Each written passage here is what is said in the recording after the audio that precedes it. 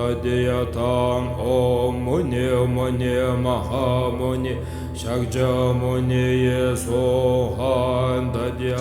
Шинийн 3-ны өдөр хаврын сарын шинийн 3-ны өдөр Бурхан багшийн ирээд товлгаан үзүүлсэн тухай үлгэрийн далай сударт. Түүний хойд өдөр Сүнзий далай хаан нь Бурхан нөхөд сэлтийг залаа тагил өргөсөнд ялж төгснөгцсөн Бурхан амаа зайлсан усыг газар цацсанд их эрдэнэт нуур болон тогтов. Тэр нуурын орчин тойрон 200 бэрийн төдий болоод 700 эрдэнсээр маш чимсэн элдв зүйл өнгийг машид бадруулж 8 эрдэмт тэр нуурын ирaalд 7 эрдэнсийн хумхад тэр нуураас тэрэгний тойролын төдий лянхаа гарсан ийм буюу хөхба, шарва, улаанба, цагаан, элдв өнгөт лянхаагаар дүүрсэн болоо. Тэр лянхаан үнэр бээр амтад болоод тэр үнэрээр хүрэлцсэн амтны биед гэрэл бадраа тэр гэрлээр окторгой газар хотлыг гээгүүлв. Хамаг олон нөхөдбөр тэр эрдэнэт нуурыг гайхан үзээд маш баясан магтав.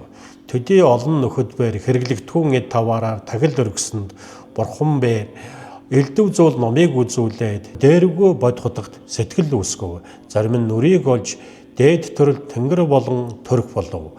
Үйлдэгч бээр цаглашгүй болов гэж альджээ. Магтаалдаа бид ингэж уншдаг.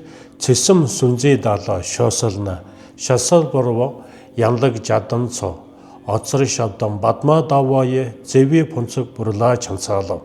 За монголоор орчуулбал эргэх шинийн 3 Сүнзий далай хаан элдв амтад эдэн зоог өргөсөнд ам зайлсан аршаан усаа төргсөн аршааны 8 гишүүнд нуур болж бадрангуй сайхан гэрэл мөшөөсөн бадам цэцгсийн торлог бүрхээд үцгэлэн хотол чуулган гайхамшиг үзүүлэн ховлгосон танд мөргмөө гэж Бурхан багшийг бид магтдаг.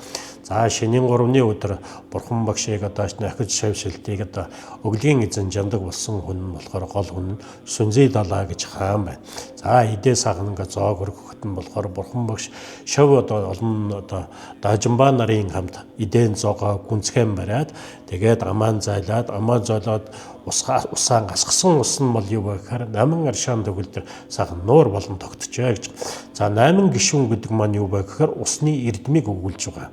Тэгэхээр усыг уухад одоо хоолоод харгүй уусны дараа ходоодонд одоо сахан шингүүртэй гэх мэт одоо сахан үнэртэй гэх мэт 8 зүйлээр одоо усны эрдмийг ингэж тоолдог.